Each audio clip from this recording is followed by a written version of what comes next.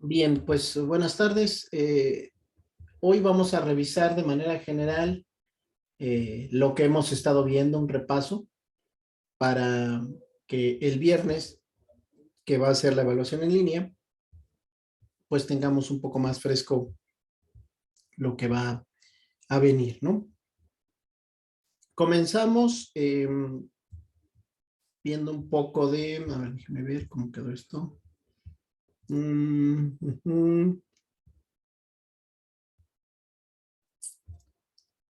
Ok, comenzamos con esta. Aquí dimos el panorama general. Explicamos un poco acerca de que en sistemas distribuidos vemos todos los conceptos que anteceden a la nube, ¿no?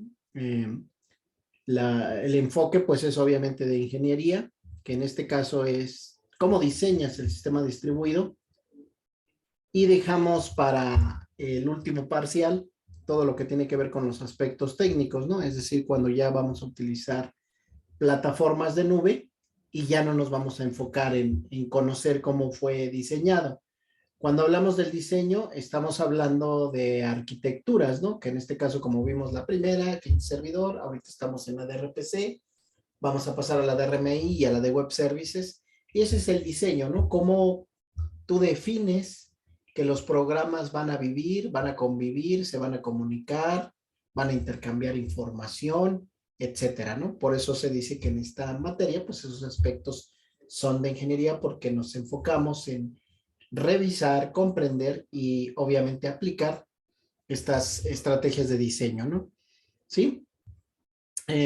Hablamos también que hay modelos y algoritmos de programación en sistemas distribuidos. Dimos una primera definición. Eh, si recuerdan, pues un primer principio es que necesito que haya computadoras y que estén dando la apariencia de ser un único sistema. Aquí dimos incluso un ejemplo como el de Google, ¿no? Que es un único sistema. Yo lo veo como un único sistema, pero sabemos que detrás hay muchas máquinas colaborando para que Google se vea para nosotros como usuarios como un único sistema, ¿no? Jacob Lowris, que es el libro base que seguimos en el curso, él da una definición un poco más detallada donde nos habla de que tenemos componentes, ¿no? Que pueden estar ubicados en computadoras y deben de estar en red. Forzosamente es una característica de un sistema distribuido, si lo quieren notar, característica fundamental de un sistema distribuido es que estén en red. Y posteriormente, ya que están en red, pues bueno, pueden comunicarse y lo más importante, coordinar sus acciones a través del paso de mensajes, a través de las acciones, las funciones que se ejecutan entre ellos, es que definimos, ¿no? Vimos algunos ejemplos de sistemas distribuidos. El más completo es el de Internet y ya todos los demás, Google, Spotify, Netflix, la banca electrónica, etcétera, quedamos que son aceptados de manera general como sistemas distribuidos, aunque hay ciertas características que están en discusión porque no se cumplen al 100%. Entonces, podríamos decir que únicamente Internet podría ser el único sistema distribuido que hay, pero se ha aceptado de manera consensuada que estos otros sistemas también son sistemas distribuidos, ¿no? Importante de la definición. No debes de aprenderte definiciones. En el examen, pues no es como tal grabarse definiciones. Por supuesto, tenemos que preguntar aspectos relacionados con los sistemas distribuidos, pero la intención es que tú puedas dar tu propia definición, ¿no? Basada obviamente en todo lo que hemos visto. ¿Qué es importante de la definición en un sistema distribuido? Hablar de que hay que colaborar, o sea, los programas colaboran, se comunican, ¿sí? A través de protocolos, a través de mensajes, a través de intercambio de datos. Y el más importante, trabajan juntos para lograr el mismo objetivo, ¿sí? Ya sea como en las operaciones de banca para validar un pago, ya sea como cuando adquieres un boleto para ir a un concierto o para viajar. Ese es el objetivo que comparten ellos y que colaboran para que se lleve a cabo, ¿no? Ya habíamos comentado el trillado ejemplo de Amazon y el pago con tarjeta. ahí hay dos programas que están trabajando juntos, Amazon y la banca, para lograr un objetivo que es que brindarte el servicio, ¿no? Eh, Muy importante esto, si recuerdan, no hay que confundir cómputo en la nube con el cómputo distribuido o con los sistemas distribuidos. Hay muchas diferencias, pero la más importante es esta que puse aquí en negritas. El cómputo en la nube está diseñado para que los programas estén disponibles bajo demanda. Es decir, de repente un usuario puede pedir un programa o dos o 100 o cientos de usuarios pedirlos y está diseñado para que así funcione. En cambio, con los sistemas distribuidos, hablamos de que están disponibles de forma remota, pero no están disponibles bajo demanda. Es decir, siempre están disponibles, ¿sí? No es que queden dormidos y despierten en algún momento y atiendan, no, siempre están disponibles. Y esa característica de bajo demanda, pues es de la nube, y los distribuidos no tienen, no ofrece esa ventaja, ¿no? Hablamos, pues esta también es importante, de escalamiento en el procesamiento y en los datos. Eh, Andrea Gutiérrez, ¿tú te acuerdas a qué nos referimos cuando decimos que un sistema distribuido debe de tener capacidad de escalamiento o que tiene o que es posible escalarlo? ¿Sí recuerdas? Este, no, profe, la verdad ¿No? no. Ok. Brenda, Melissa, ¿tú te acuerdas? En sistemas distribuidos, ¿qué es escalar o qué significa que haya una característica de escalar? Ay, no, profe, ¿No? me fallo. Bueno, ok. Adelante, David. Yo recuerdo que era diseñarlo, bueno, diseñar el sistema para que en un futuro podamos como hacerlo crecer en cuestión de sus recursos. Exactamente, sí. El escalamiento se refiere a que yo pueda agregar más procesador, agregar más disco duro o más memoria RAM conforme se vaya requiriendo. Por supuesto, cuando hablamos de escalarlo, quiere decir que va a haber una intervención de parte nuestra para que eso se lleve a cabo. No es automático, ¿sí? Para distinguirlo de extensible, pero eso ya ahorita más adelante lo vamos a comentar, ¿no? Entonces sí es eso. Ahora, diversidad en los dominios de aplicaciones.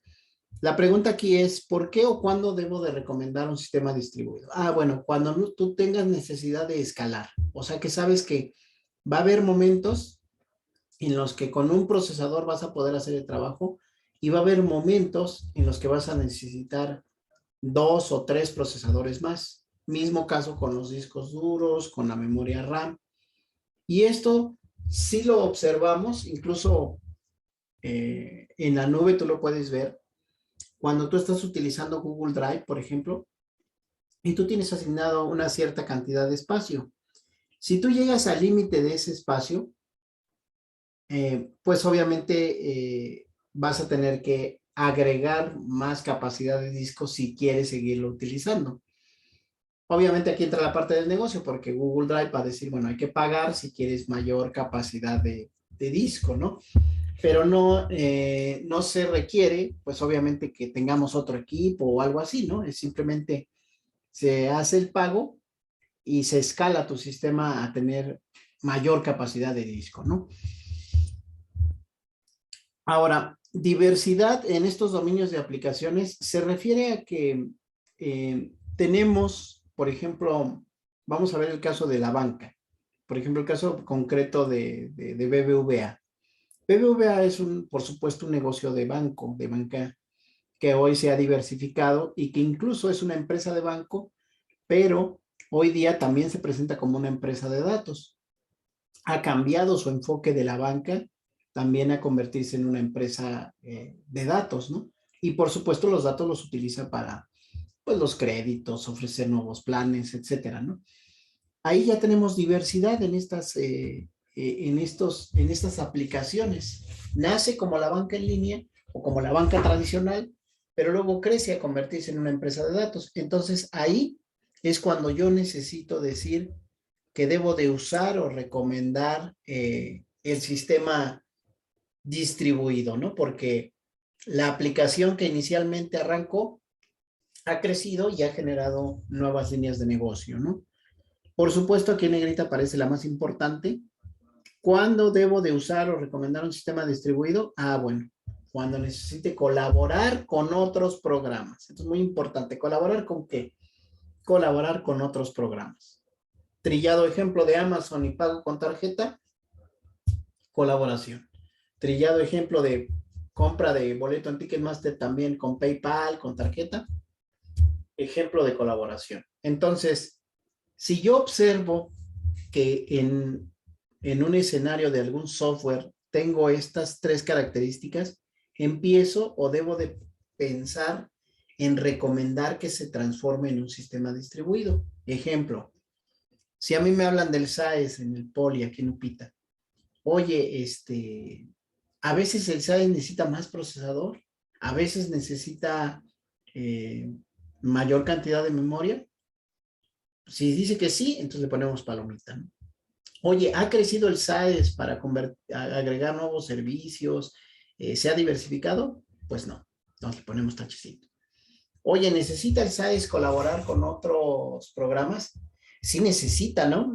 Por ejemplo, muchos pagos se podrían automatizar o muchos trámites y eso requeriría comunicarse con otros programas, ¿sí? ¿Qué más? Bueno, trabajo colaborativo.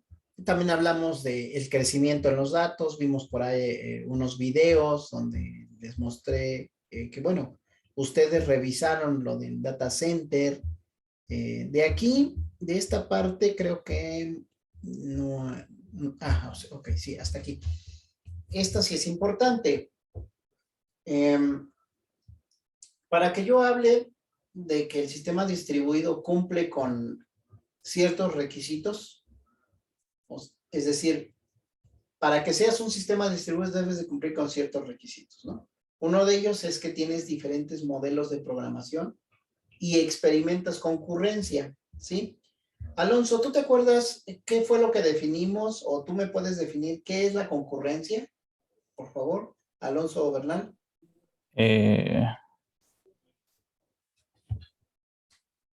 No, de los anteriores sí me acordaba, pero de ese no. Ok. Abraham Romero, ¿te acuerdas qué es concurrencia?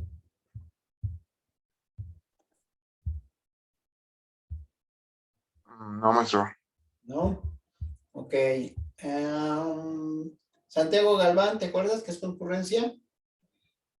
No, profe. ¿No? Eric Gómez. ¿Será cuando hay cierta demanda? ¿Demanda Cuando hay de qué? cierto flujo de, no sé, de información. De envío y descarga. Estaba bien hasta demanda. Bueno, vamos a recordar. Concurrencia. A ver, Eduardo, a ver, adelante. Para proveer recursos en varios usuarios al mismo tiempo. A ver, nuevamente es que se escuchó como, bueno, yo lo escuché entrecortado. Para proveer recursos para varios usuarios al mismo tiempo. Ok, perfecto. Sí, ese es, digamos, cuando ya está ocurriendo la concurrencia. Entonces, para precisarlo nada más. Es correcto, Lalo, gracias. Concurrencia es competencia por un mismo recurso, ¿sí? De manera, por varios equipos de manera simultánea, ¿no? Competencia por un mismo recurso de varios equipos de manera simultánea. O como dijo Lalo, ¿no? Tenemos muchos usuarios que quieren acceder al mismo recurso. Ejemplos de concurrencia. Cuando hay un evento en línea, un concierto y todos quieren comprar un boleto y ponen una hora específica para hacerlo, hay concurrencia. Todos quieren acceder al mismo recurso, hay competencia. ¿Cuál es ese recurso? La URL de la página web para entrar y adquirir el boleto. ¿Sí? Eso es que están compitiendo todos por un mismo recurso de manera simultánea, al mismo tiempo. ¿Sí? Ok. Hablamos de que tenemos que tener comunicación entre los procesos. ¿Cómo tengo la comunicación? A través de sockets, estamos viendo RPC, ¿sí? Necesitamos que haya sincronización. Esa tarea no la hacemos nosotros, pero en la práctica 2, en el ejercicio de los hilos, sí hay una parte del método, el hilo, que hace una sincronización. Nosotros nada más la vimos como de manera conceptual y la vimos, por supuesto, ahí que está en la instrucción en el código, pero sí ocurre esa sincronización. Consistencia y replicación. ¿Dónde tengo replicación? Ejemplo muy básico. El SAES, por ejemplo, está replicado en Pita, está replicado en SCOM, está replicado en SIME, es decir, es el mismo programa, es una copia idéntica del programa que se ha copiado en cada unidad académica del Politécnico. Ahí lo tenemos replicado. Por supuesto, el SAES no tiene los demás elementos que ya hemos hablado para considerarlo distribuido, pero esta característica de replicación sí la tiene, ¿sí? Sí la presenta en el caso específico del SAES. Consistencia. ¿A qué nos referimos con consistencia? Nos referimos a que el sistema siempre actúa de la forma en la que fue definido. Siempre actúa de la forma en la que fue definido. Ejemplo, si nosotros ponemos un sistema que expide actas de calificaciones, siempre vamos a esperar que el sistema expida el acta de calificaciones. No esperamos que un día nos expida una constancia de calificaciones, ¿no? O en el caso del banco, consistencia se refiere a que el saldo de una cuenta, si no hay ninguna operación que la afecte, siempre va a permanecer, por ejemplo, en 1,000 pesos. No se puede que al día siguiente haya 900 pesos y no haya ninguna operación asociada para que de 1,000 pesos haya pasado a 900 pesos. Eso es que sea consistente. Consistente es, ocurren tales operaciones, se va viendo el reflejo del resultado de esas operaciones. No ocurre ninguna operación, entonces los datos se mantienen sin movimiento, sin afectación. ¿Sí? ¿Qué más hablamos? Tolerancia a fallos. Bueno, este es clave. Ya lo he hablado mucho. Yo esperaría que alguno de ustedes lo pueda contestar. Vamos a elegir a alguien. Cintia, ¿te acuerdas qué es tolerancia a fallos? ¿Tolerancia a qué, profe? Perdón. A fallos, a fallas.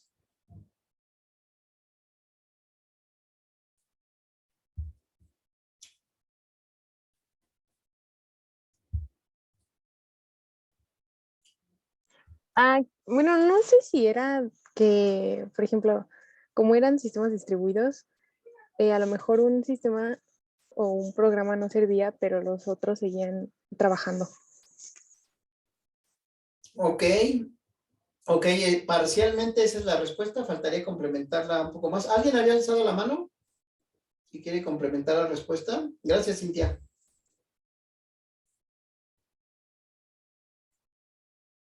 ¿No? No alcancé a ver quién, pero alguien había levantado la mano, pero bueno.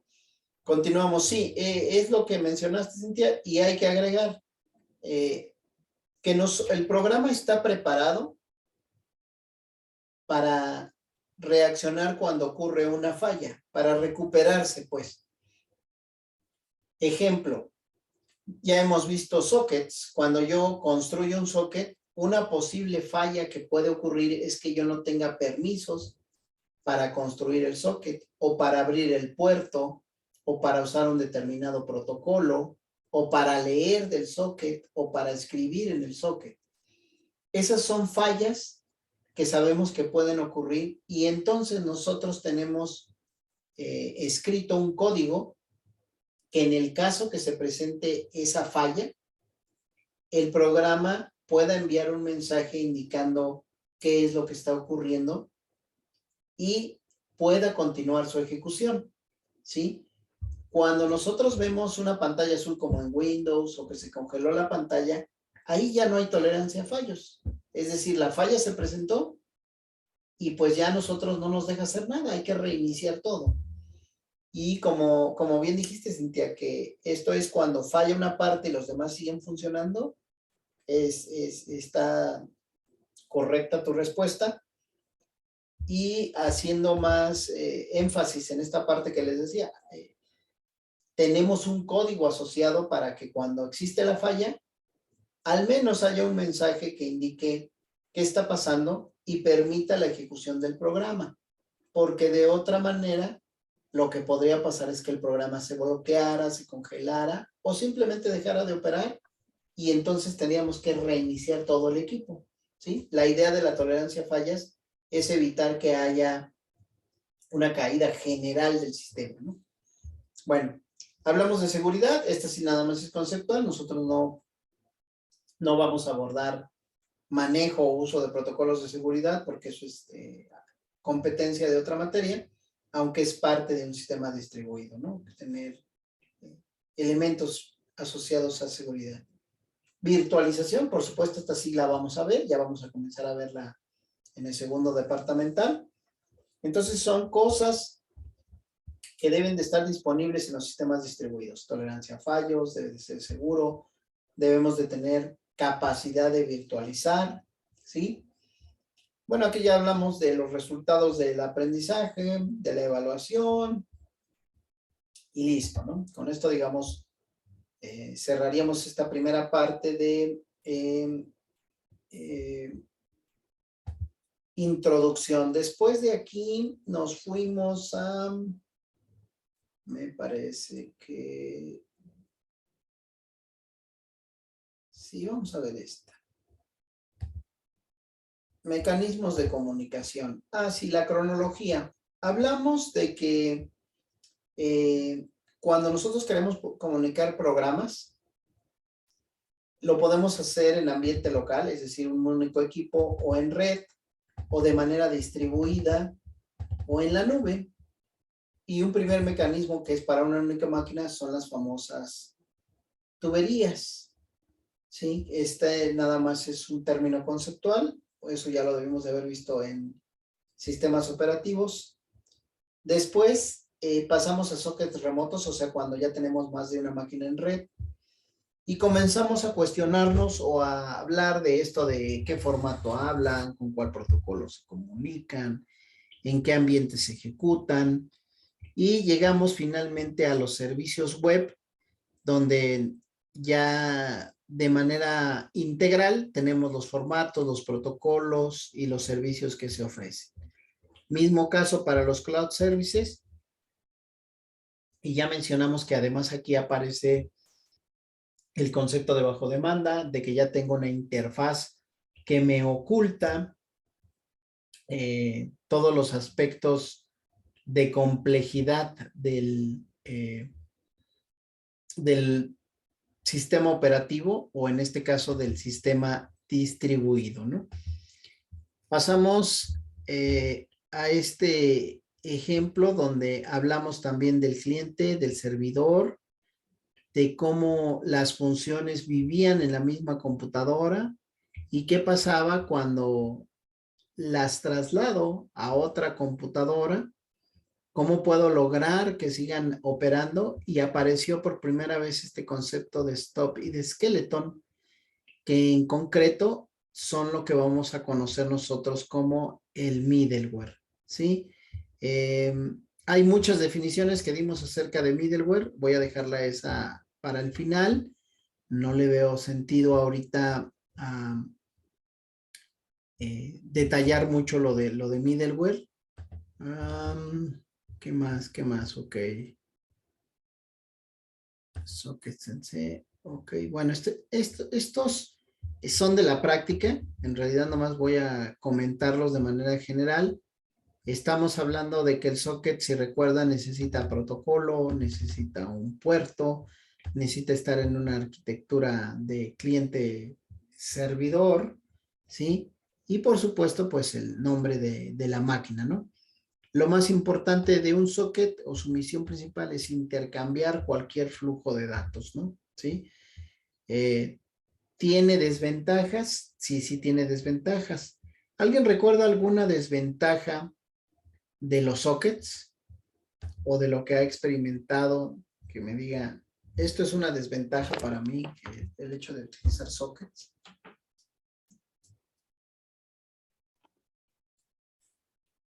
sus 3 requisitos, maestra. No. Desventaja. No, los requisitos ya están, bueno, ya los Ah, comenté. sí, por eso, pero igual sus requisitos, la parte de el puerto, la IP y el protocolo de comunicación pueden ser sus, o sea, así como lo identifican, también pueden estar en contra de él. Pero ¿en qué Porque momento serían una solamente desventaja? si se necesita fuerzas de IP, como usted decía, que era la diferencia de la programación distribuida.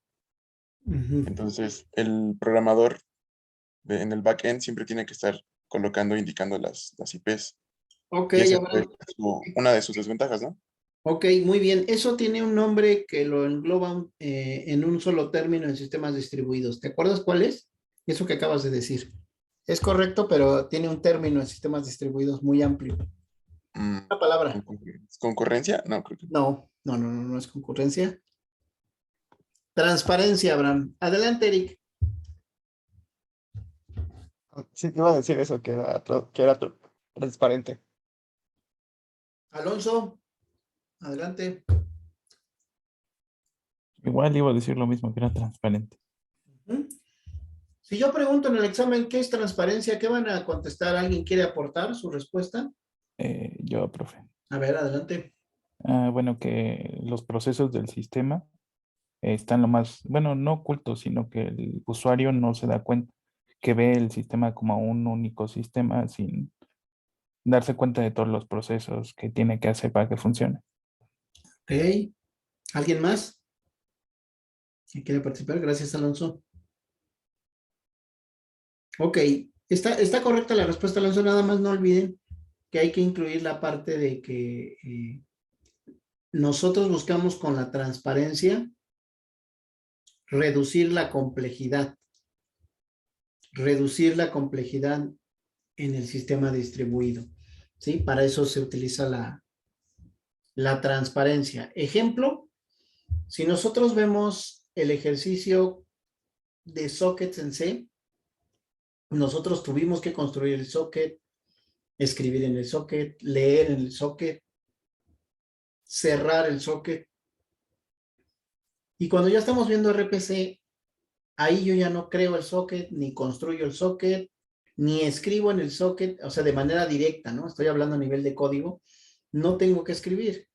Entonces, RPC transparentó a los sockets, ¿sí? Ocultó toda esa parte de tener que construir el socket, escribir en el socket, leer del socket, y ya lo hace, me transparentó al socket, me redujo la complejidad de tener que estar codificando al socket. Cuando veamos ya lo de web service, van a ver que también los web service redujeron la complejidad que tenían las RPCs. Y entonces, pues ya fue todavía, aunque esto esté mal dicho, más transparente, ¿no? Porque la transparencia, ya cuando trabajamos con web service, prácticamente ya no ves ni sockets, ya no ves, incluso no te enfrentas a tareas de tener que englobar los tipos de datos, y ya nada más lo que haces es las llamadas a las funciones, ¿no? Pero eso lo veremos más adelante, ¿no? Pero sí era importante también recordar, ¿no? Estas cuestiones. Aquí aparece otro término súper importante, ¿no? Las famosas APIs, una interfaz de programación de aplicaciones. Y aprovecho para hacer, sí, otra pregunta. En sistemas distribuidos, ¿a qué nos referimos con interfaz? ¿Qué es una interfaz?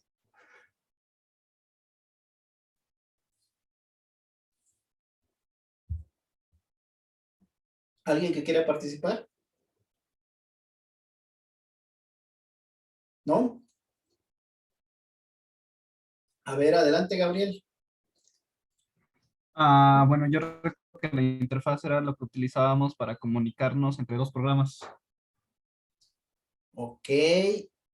Lo que utilizamos para comunicarnos. Cambiaría esa parte de comunicarnos, esa palabra, por otra, para que quede más clara. Pero voy a esperar a ver qué dice Angélica y ahorita regresamos, Gabriel, para aclarar esa parte. Angélica. Bueno, era punto de conexión de diferentes sistemas en red. Ok, lo que me están diciendo es correcto, pero hace falta precisar una cosa, va de la mano con lo que ahorita comentó Gabriel. La interfaz no es como tal la conexión, ¿no? O el punto de conexión. Es el intermediario y vamos a llamarlo así. No es el que comunica, sino es el que presenta la especificación para comunicarnos. Recuerden la práctica de RPC. Hay un archivo que es el punto X, que es la interfaz en ese caso. Es un archivo de especificación que dice, conmigo te puedes comunicar utilizando la función obtiene siguiente random o número aleatorio. Ah, ok. Esa es una interfaz. Reduce la complejidad de cómo comunicarme usando sockets y además es el intermediario que me presenta cómo me voy a comunicar con otro programa, ¿no?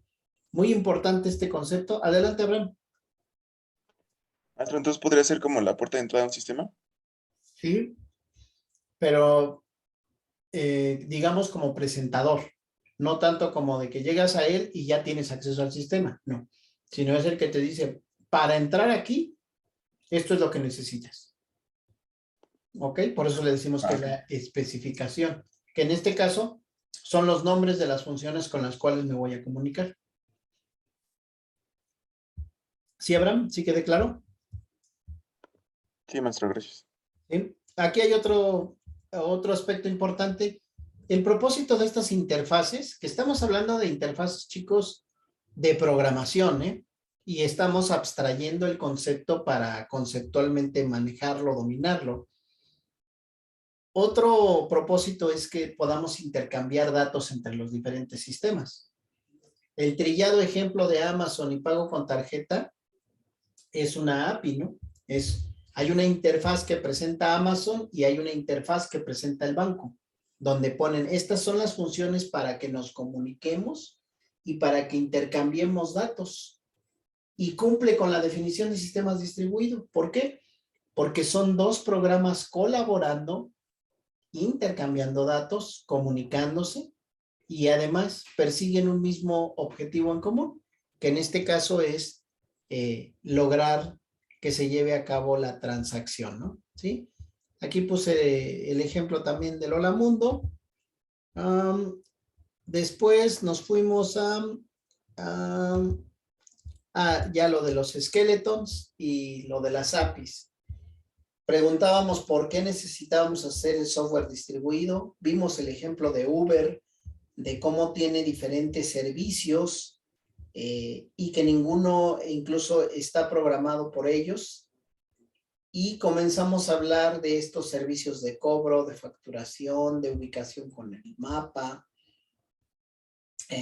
Planteamos que todo esto se podía realizar si quisiéramos de manera distribuida, pero había que crear estos stop y estos skeletons. Por supuesto, estos también son términos que se le pueden preguntar en el examen.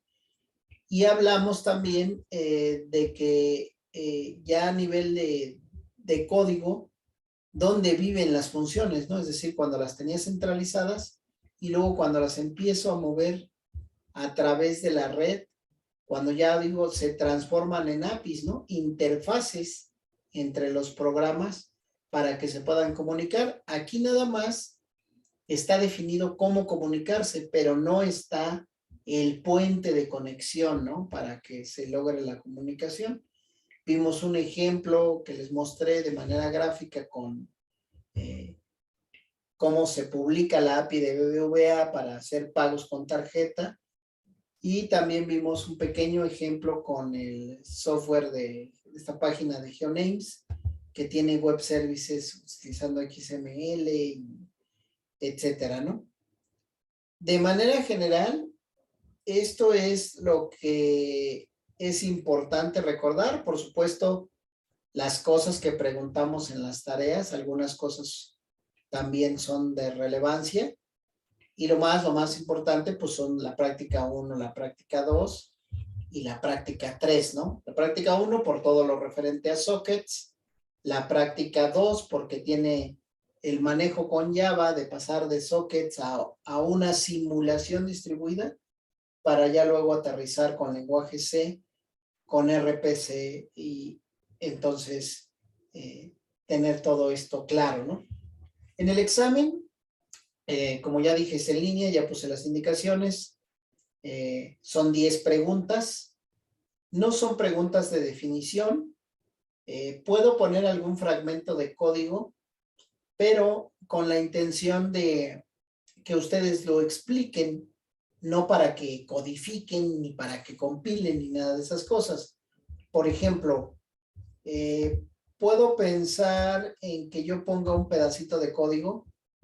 A ver, déjenme ver, vamos a abrir uno que esté por aquí.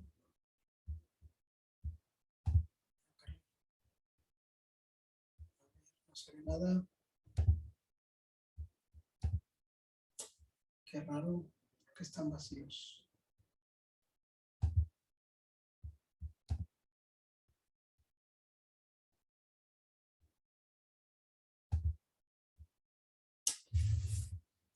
A ver.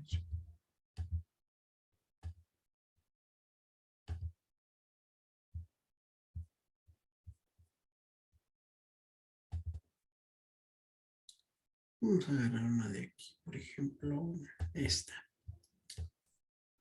Yo puedo poner un pedacito de código. Cuando digo poner un pedacito de código es algo como esto, ¿no? Por ejemplo, hasta ahí. Que yo ponga estas 4 líneas de código, ¿no? Y entonces les pida que expliquen qué hace ese pequeño fragmento de código que fue visto en la práctica 2. Lo que espero como respuesta no es que me digan, declaró una variable e instancia esa variable con una clase que se llama echo object stop. Y luego manda a llamar a la función setCodeSupPort y listo, ¿no? No, eso no es algo que esperamos, no es una pregunta de codificación o de sintaxis, sino lo que esperamos es que de manera general tú me platiques que lo que se está haciendo es preparar, ¿sí? Un stop para un puerto y en un equipo de host específico, ¿sí? Es decir, que me platiques para qué estamos utilizando estas instrucciones, no que me detalles línea a línea qué se está haciendo, ¿no? ¿Sí? También puede ser que yo ponga un pedacito de código, otra vez insistiendo en esto, y que yo, por ejemplo, quite una línea, ¿sí? Quite una línea y te pida que en español, o sea, sin que escribas código ni sintaxis, me digas qué le hace falta a ese pedacito de código si yo te digo, a ver, escribimos un código para construir un socket y estas son las instrucciones que tiene. ¿Qué le falta para poderse conectar? Entonces, tú deberás responder no escribiendo el código, sino platicándome ahí en tu respuesta qué es lo que hace falta y qué es lo que se tendría que hacer. ¿Sí? ¿Sí me explico, chicos? Sí, profe.